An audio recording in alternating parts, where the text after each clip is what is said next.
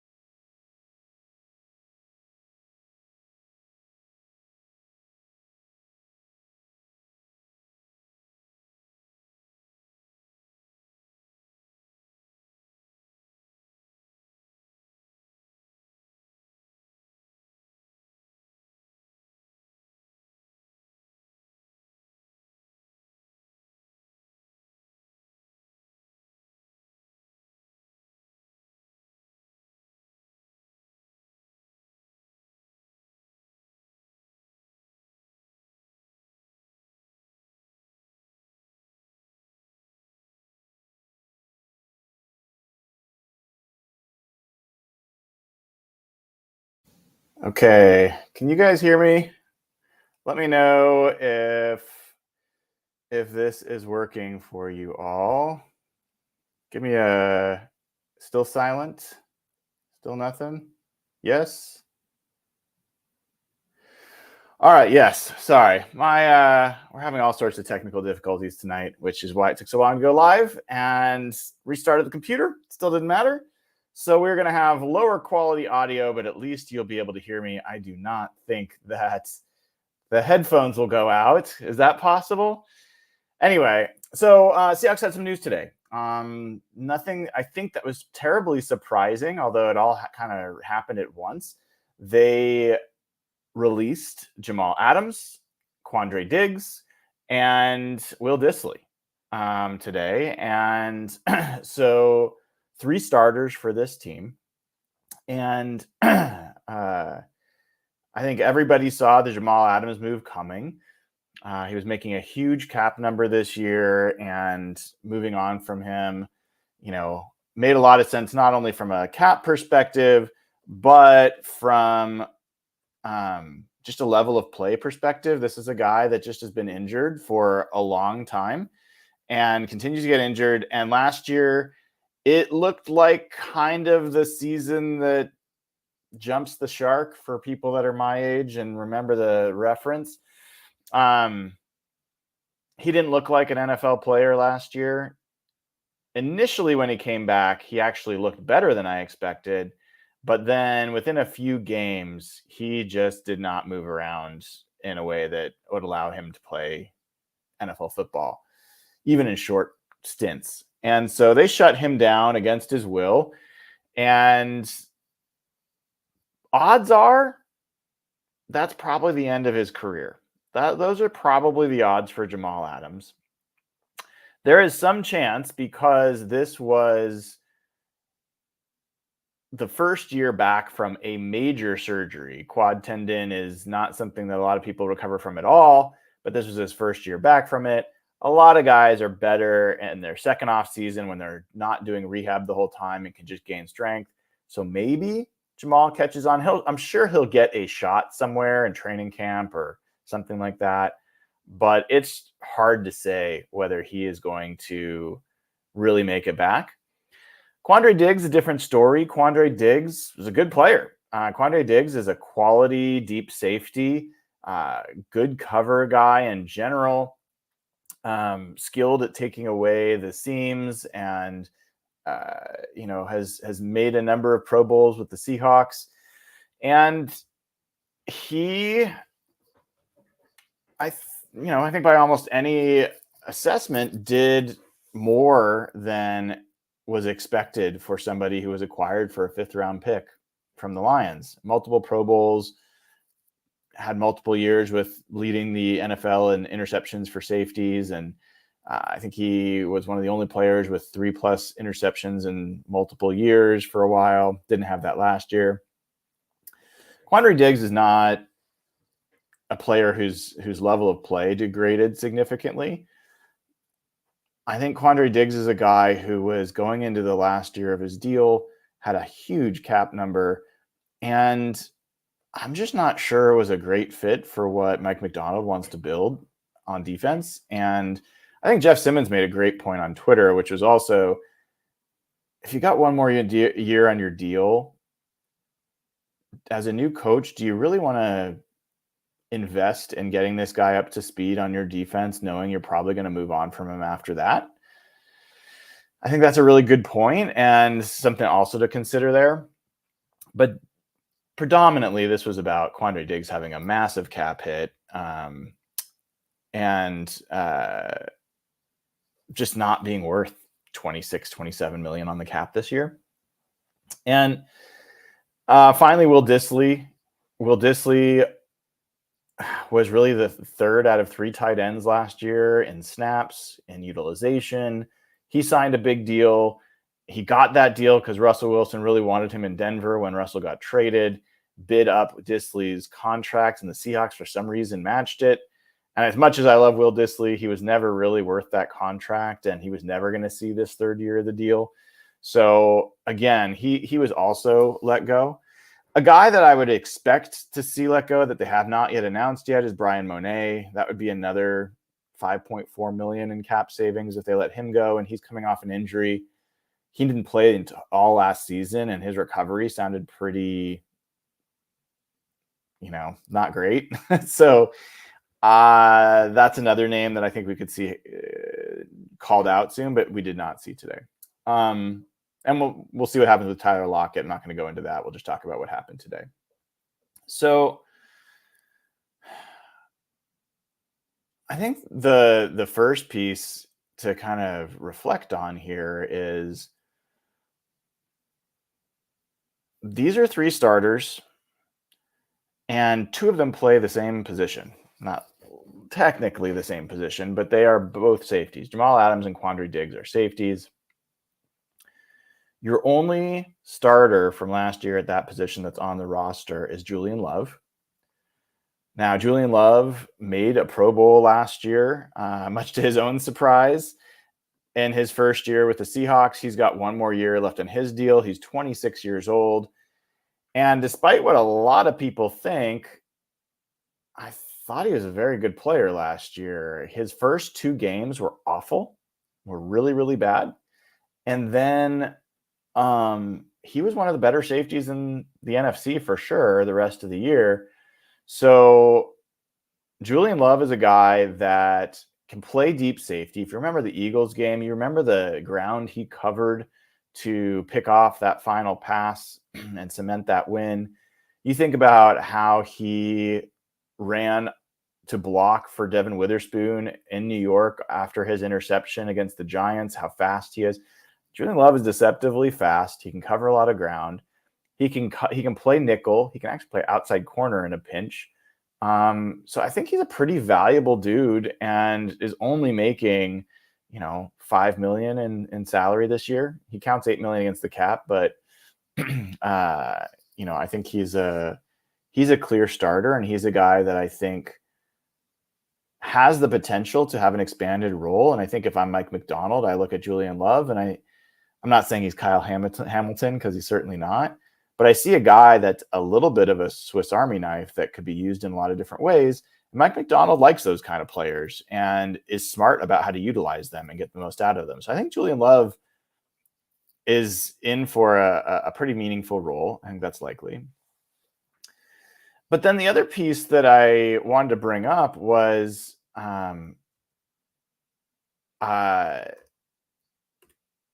think there's some really good safeties. If you've been watching our Real Hawk Talk episodes, we did the defense last time and looked at different positions. And if you look at the safeties available on the market, I'm not talking about top end safeties because it doesn't make any sense to clear cap room from the most expensive part of your team, safety, which is not where you want all your cap, and then to go spend it there. They cleared cap room from safety so that they could move it to front seven, most likely defensive line, Leonard Williams, things like that. Maybe Jordan Brooks, but we'll see. And then also offensive line. So I think the money's meant to start shifting to the trenches. We should all, as fans, want to see a higher percentage of the cap being spent on the offensive and defensive lines, period. Should not be most of it spent on wide receivers and safeties.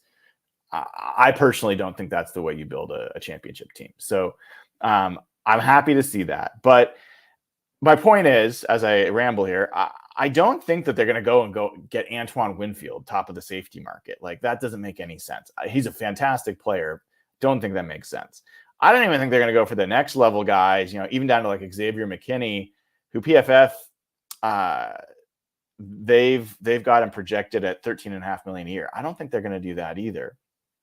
I do think that there's some guys like Geno Stone, who was with Baltimore, had a very good year under Mike Macdonald, expected to potentially, this is what PFF, now again, I think their contract projections are, who knows, they're just guesses, but they have him at making $6.5 million a year. If you can get Geno Stone for $6.5 million and you've got Julian Love at $5 million, I think that's potentially an upgrade at your safety position for a lot less money. Julian Blackmon from the Colts, another, I should say Geno Stone's 24, going to be 25 this year. Julian Blackmon is 25. I think he's a really interesting player. Jordan Fuller is 26. He's an interesting player from the Chargers. Jordan Whitehead is 27, so a little bit older, but also is a good cover guy. I don't think CJ Gardner-Johnson, he's a bit of a spitfire. He had some impact for the Eagles and the Lions. I don't think that's Mike Macdonald's kind of guy. Deshaun Elliott's okay. He's another guy. He's 27. Tayshaun Gibson, most likely back to the 49ers, but who knows? He's also 34. I don't think there's any reason they'd go after him. There's this guy, Alohi Gilman from the Chargers, who also had a really great coverage grade for PFF in 2023. His overall grade was 86, which is crazy, but he's 26 years old. He's a guy that maybe they'd look at. I think Darnell Savage is interesting as well. He's 26. Mike Edwards. Jeremy Chin is another guy, 26. So you get the point here. There's a bunch of these guys that are 26, 25 that are going to be relatively inexpensive players. Even Taylor Rapp, if you're an old Husky guy. But I just think there's some interesting names out there for the Seahawks to think about. And when you've got a safety market like that, it means the supply is going to be high. And it means that you could potentially get a pretty good deal on one of these third-tier safeties who actually could end up playing like a second or first-tier guy, depending on what Mike Macdonald asks of them. And now you're really starting to get younger, maybe get better. Because look, as much as Quandre Diggs, I think Quandre Diggs is a good player. Quandre Diggs was really bad at tackling. And part of the safety role, yes, the number one part of the safety role for his particular position is to eliminate the seams and the slants and to keep things from, explosives over the top. I think he was pretty good in that capacity. I think another part of safety is to limit explosive plays on the ground. And Quandre Diggs was awful at that for the most part. I think he missed so many tackles. And honestly, there have been times over the past few years where he seemed to be making business decisions where he just wasn't interested in making tackles. And so I love cheering for Quandre Diggs. Seems like a really good guy. Happy that we had him on the team. Also kind of ready for something new there. So I don't even really feel that sentimental about it. Any of these cuts. I think all of these things are steps forward for this team, and they're a sign that the Seahawks are not just going to duct tape some well-known names together to try to cobble together a decent team. They're going to try to reset. Salary cap should be healthy next year, especially with these moves. And now Mike Macdonald has the opportunity to kind of assemble his safety the position the way he wants. But the Seahawks are going to have to do something in free agency. Yes, they've got Jarek Reed. I think Jarek Reed will recover. I like Jarek Reed. I don't think you can assume he's going to slip in as a starter. That's a big leap. Yes, Kobe Bryant switched and played safety. I think he's got some potential there. We'll see, but I'm not going to assume that they're just going to be happy. I think that they are at least going to sign one free agent safety. Possible they sign a couple if they get a steal. They didn't expect to sign Julian Love. He was on the market way late last year, and they got a screaming deal on him. Turned out pretty darn well. If they had not made that Julian Love move, think of where they'd be right now. They'd still likely have to cut those two guys that they did, and then what? It would have been, the cupboard would have been bare. So at least you've got Julian Love as a very solid starter, and now you can build beyond that. So I think we'll see what happens there. And then really quickly on the Will Dissly piece, I will just say that, tight end is a position that now every one of your tight ends from last year are off the team. So you had Will Dissly, you had Colby Parkinson, you had Noah Fant. Parkinson and Fant are already free agents. Now Dissly is as well. And the team's going to have to go out there and sign a tight end. I don't think that they should spend on Noah Fant. I don't think that's where the money should go. I don't think tight end is the position that you need to build around. I believe they should nab one tight end in free agency. I think that should be Colby Parkinson, but Jonnu Smith's another name to watch. Got released from Atlanta. Was it Atlanta? I think it was Atlanta. Anyway, Jonnu Smith's a move tight end, receiving tight end, can fill some of that gap. And then there's a number of blocking tight ends in the draft. So there's some pretty interesting athletes that showed up in the combine in the draft. So I want to pull up. Let me see if I can pull these guys up. There's a number of guys. I mean, obviously Brock Bowers. I don't know that they're going to go him in the first round. Does open the possibility.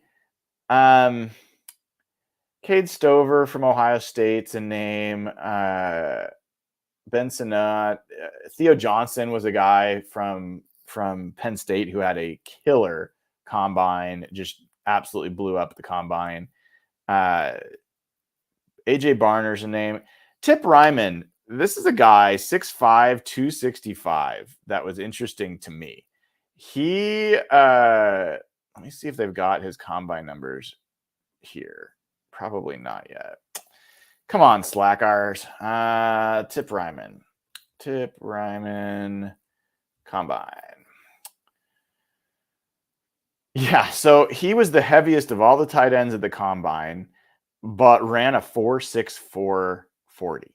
Had a very fast 3-cone time of 7:02 and a 10-foot broad jump with a 33.5-inch vertical. So I think Tip Ryman's an interesting name. He might definitely get pushed up the draft board. but this guy's at least a good blocker with some potential to be more. I'm curious if you guys are just watching me do searching online. I like looking at Mock Draftable. If you guys ever use that, it's kind of a cool site, mockdraftable.com. Let me see if they've entered combine numbers yet.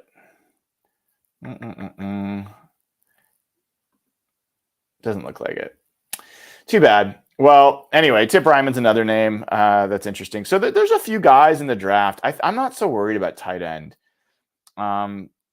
They can go and get one of these guys later in the draft. They don't need to make it a priority, and they just need to sign one free agent. I saw people talking about Culp from Washington. He's good. Like, he's a great athlete. You've got Jack, Westover, who obviously Ryan Grubb knows and will most likely be an undrafted free agent. So and tight end was a important part of Grubb's offense, but it was not the focal point. So, I just don't think it's a big deal to be in the position we're in on the tight end spot. And so where does that leave us? Pretty much the same place I've been since before the combine and before these moves. I think that the Seahawks need to sign a guard in free agency. They need to draft someone on the interior line in the draft, the first 3 rounds. They need to draft a tight end. They need to sign a tight end. They need to sign at least one safety from that group I mentioned. They're going to need to sign, I think, a couple linebackers in free agency. Personally, I would go for the cheaper options. I know a lot of folks are really desperate that Jordan Brooks needs to be back. I'll just say this with Jordan Brooks, folks. I'm not saying Jordan Brooks is a bad player by any stretch, but he's good enough that he's going to cost a lot of money, and the guy's been injured a lot. So it isn't hard to imagine that we'd be back to where we are now if you sign Jordan Brooks, because he could very easily be injured again. Now you've sunk big money into a second contract. I am just a guy, when I'm looking at building a roster, what I want to see my team do is, if you're signing a guy to a second contract, whether it's your guy or a free agent from another team,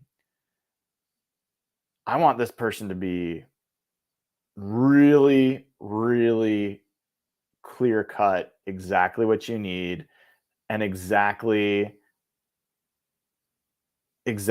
worth what you're going to spend. And sorry, I got distracted by something in the window. But more importantly than that you're going to actually have a high probability of getting the return on that investment. And the besides quality of player, their health, their durability factors in. I mean, just see what happened with Jamal Adams. As much as you maybe think he was never going to be worth the contract he was given, the number one reason he wasn't earning anywhere close to that is because of injury. And I'm sorry, but Jordan Brooks has been injured quite a bit in his career in 4 years. So I'm just not convinced that you will feel good about signing Jordan Brooks to a big deal. And as much as I like Patrick Queen, I'm not sure that you'd feel good about spending all that money there either. I think there's some other more affordable options at the linebacker spot. And so what that would allow you to do is really spend a little bit of money on Leonard Williams. Let me put it this way. Now, you won't like this, but if you could only sign one, if you could sign Jordan Brooks for $13 million a year, or you could sign Leonard Williams for $20 million a year, which do you do? I think a lot of people might say Jordan Brooks. For me, I'd probably overpay a little bit more for Leonard Williams, because it's going to be hard to find the defensive tackle you're looking for in the draft. I think that there's not other defensive tackles free agency wise that I think you're going to get either. So what are your options? Whereas with linebacker, I think there are a lot of linebacker options in free agency. I think there's at least enough in the draft that you should be able to get one if you take one in the first 3 rounds that has starting potential. And then I think you're in an okay position. I also think that you can get away a little bit with lesser linebacker play if you have good defensive line play. I don't think you can get away with having a bad defensive line and very good linebackers. Generally, that massively degrades the play of linebackers. So even though I really don't love the idea of spending $20 million a year on Leonard Williams, I think I'd rather overpay a little bit for him. And some of these moves allow you to afford to overpay for Leonard Williams. And then I think it also allows you to have some money available for guard. That is a place I hope that they really spend, like their early priorities should be offensive and defensive line. And if they can add one high quality guy like Zeitler on the front end, and a guy like Leonard Williams on the defensive side, you're just in a much, much better position to build going into next year.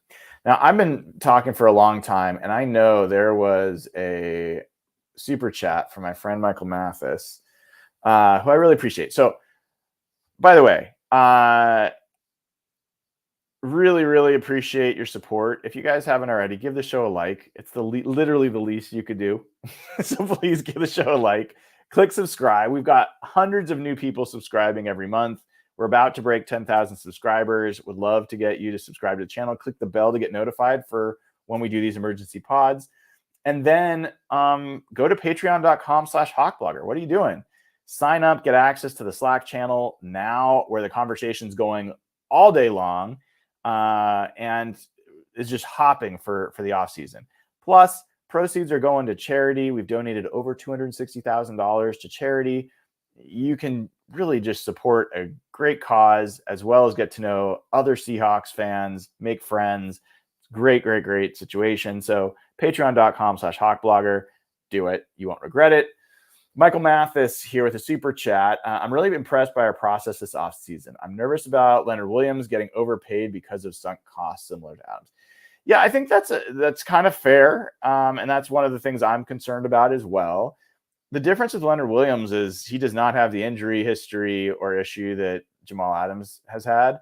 And Leonard Williams has been a very consistent performer wherever he's been. And Leonard Williams can play any spot on the defensive line. He can play 5-tech on the outside. He can play nose. He can play 3-tech. And I think 3-tech's my favorite place for him. But he's just a guy that can play all over the line. He's been relatively durable.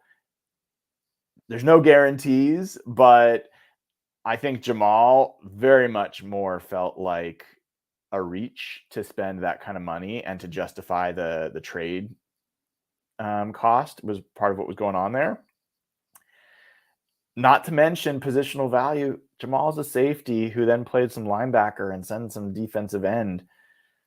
Leonard Williams is a defensive tackle and one of the 15 best defensive tackles in the NFL. That might not sound like much, but considering there are 2 on every line as starters, you're talking about one of the top half of the starters in the league, and the Seahawks have not had that in general. So I'm not as worried about that with Leonard Williams.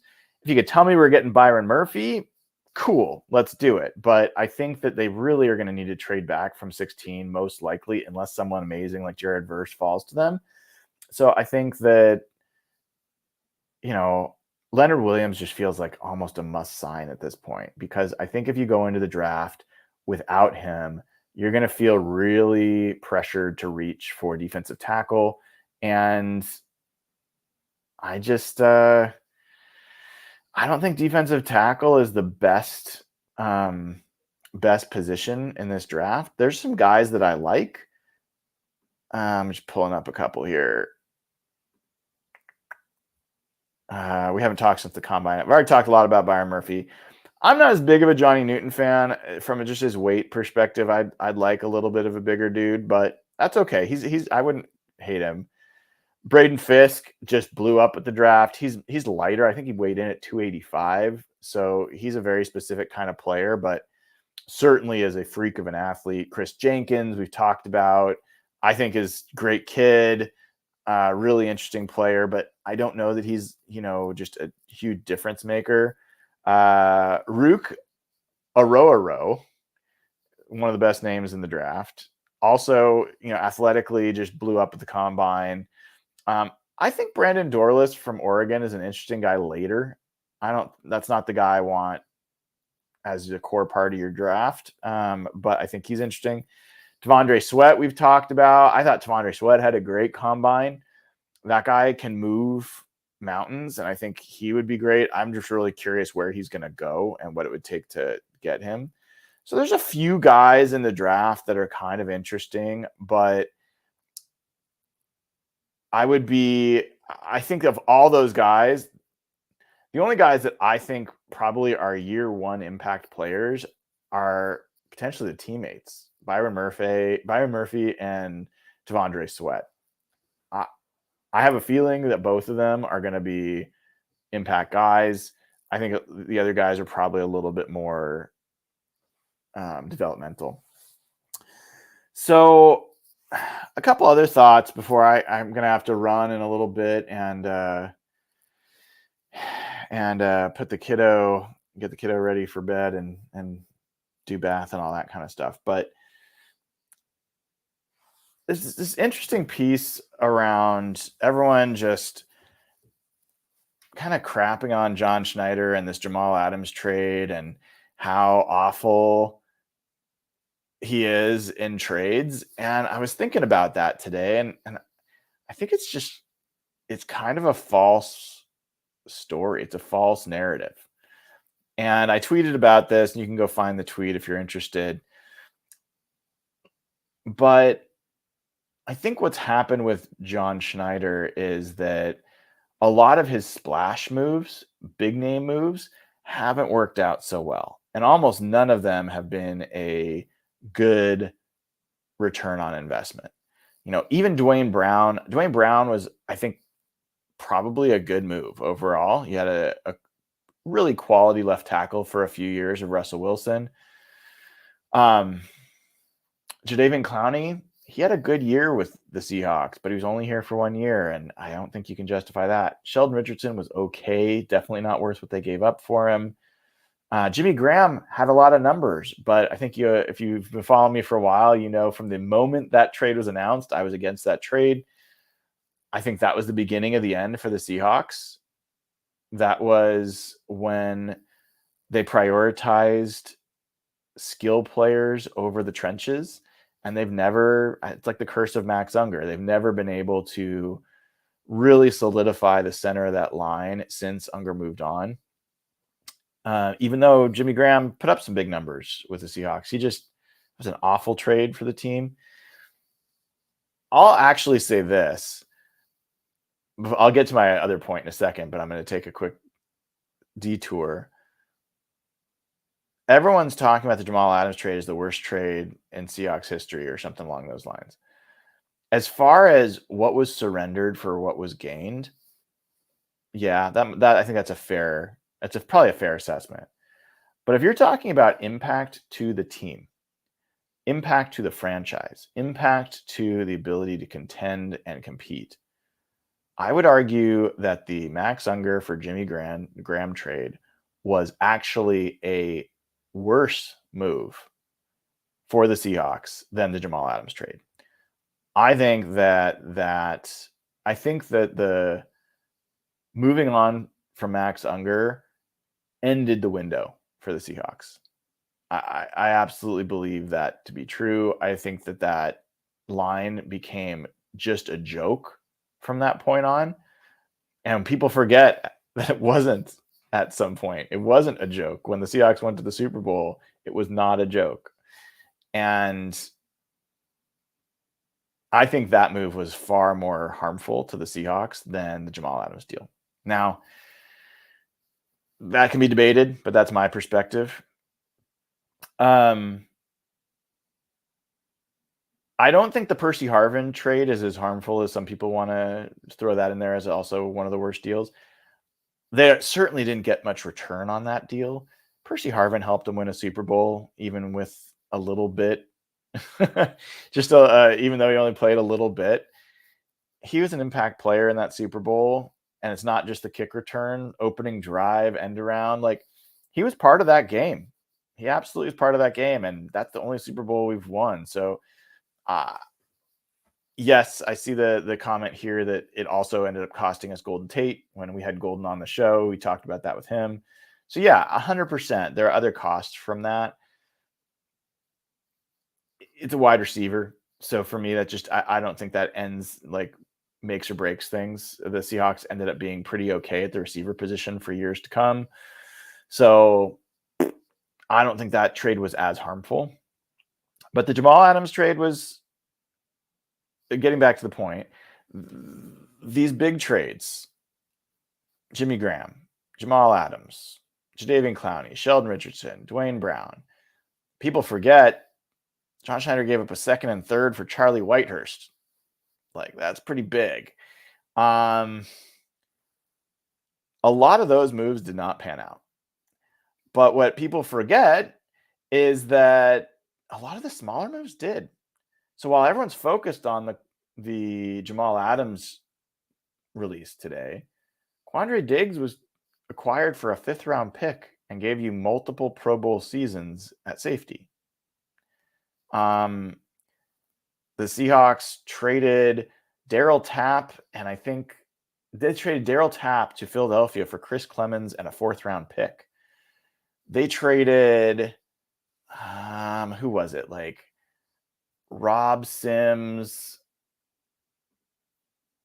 I'm gonna have to pull it up because I'm curious. They traded, Rob Sims and a 7th for the 5th-round pick that became Cam Chancellor. They traded a 5th-round pick for Leon Washington. They traded Lawrence Jackson for the pick that became Byron Maxwell. They traded Kelly Jennings for Clinton McDonald from the Bengals. They traded a 7th-round pick for Justin Coleman. They traded B.J. Finney, if you can remember that offensive lineman, and a 7th-round pick for Carlos Dunlap. They traded that 5th for Quandre. So, and don't forget, 4th and a 5th-round pick for Marshawn Lynch. So I just think that narrative about John Schneider that his trades are always bad, I think is lazy and simplistic.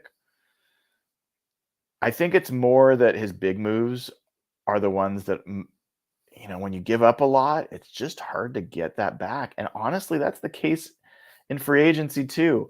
How many of the big free agency contracts do any teams ever feel like, yep, we got what we paid for? It just doesn't happen that often. So what does that tell you? You better be good in the draft. You better hit in the draft. It's simple, but it's just the truth. You got to be amazing in the draft.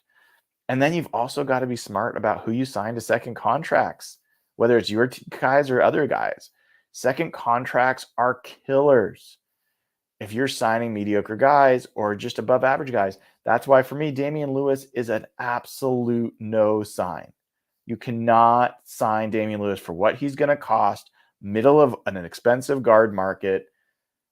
Go get someone either good and pay them to be good, or, you're going to have to really go after it in the draft. So anyway, I just think that that's a big thing. The other thing I'll say is, back-to-back days, you've got Russell Wilson getting released, and then you've got Jamal Adams getting released. Yin and yang, two polar opposites on the trade spectrum. What's interesting is, think about where the Seahawks would be if they hadn't made the Russell Wilson trade. Think about where the Seahawks would be right now if they had not made the Russell Wilson trade. It's easy in retrospect. Everyone's like, oh, yeah, but they did, and it was obvious. It wasn't obvious. The majority of Seahawks fans did not want Russell to go, did not expect him to go, and they moved him. If they hadn't moved him, you would not have Charles Cross. You might not even have Abe Lucas, depending on how draft fell to you and what positions you need to prioritize. You would not have Devin Witherspoon. There are other players, other picks I'm forgetting about. But point being, even just those two guys, Derek Hall, not that worried about having Derek Hall or not, but you've got Derek Hall. So I think the point there is the Seahawks could be in an absolute disastrous position. Thankfully, they're not. They are not. They are in a position where they can afford to make the moves they made today. Yes, Boye Mafe saying thank you. That's another name they would not have had. The Seahawks can afford to make the moves they made today and still expect to be a good team next year. Doesn't mean they're contenders for the Super Bowl, but they can expect to be a competitive team. And now you give Mike Macdonald the opportunity to reshape that defense in his image. And while I don't think this is an issue on the Quandre side, I do think on the Jamal side, he also might have a locker room that he wants in a specific, to operate a specific way. Jamal Adams is kind of his own guy. He does things his own way. Quandre Diggs, he admitted when Bobby Wagner wasn't on the team, he struggled a little bit in the leadership role. He didn't love being the lone leader. I think that now you've got a chance for a new set of leaders to emerge. I think you got a chance for Mike Macdonald to be the loudest voice in that locker room. And I think that's important for a head coach's first year. So it's a good reset in general. I think that the Seahawks are better now than they were a few hours ago. I don't feel like Disley was a guy that is a bad player and you need to move on from, but I do think from a cap perspective, they're just in a better position to reshape the team the way they need to. So those are really my primary thoughts about what's been going on today with the Seahawks. We will be back tomorrow night for our official show, and we will talk about the combine. We will talk about how this affects our plans and priorities for the team. There might be other moves. We'll react to those as well. And folks, we are days away from the start of free agency. Monday is the day free agency starts. So, man, please know if you haven't already subscribed, you want to subscribe, you want to click the bell to get notified when we go live, because I am definitely going to try to go live that day, cover some of the moves, whether they're Seahawks or others that day. So you're going to want to be subscribed to the channel. Go to patreon.com/hawkblogger, sign up, get access to the Slack channel where the conversation continues around the clock.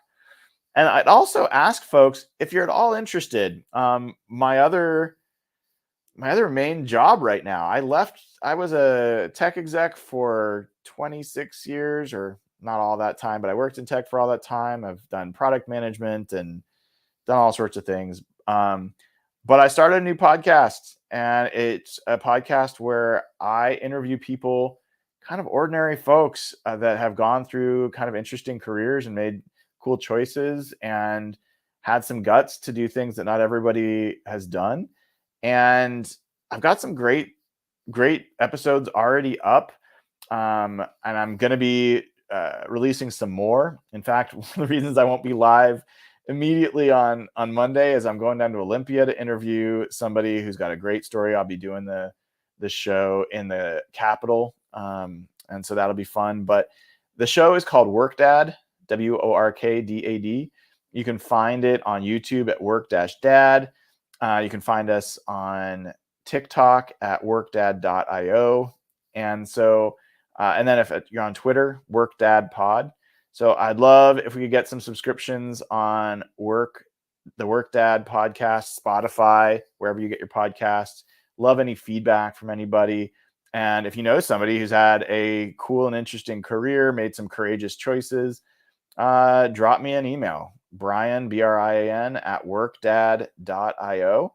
And who knows, maybe we'll do a show. So please hit me up there. Take a look. It's something I'm kind of putting a lot of effort into and would love to have some more folks to talk to about it. So, all right, folks, I am going to let you go now. I appreciate y'all tuning in. There is almost certain to be more shows coming up the next few weeks.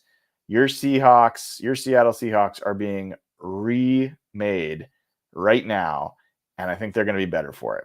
Until next time, take care, go Hawks, and see you soon.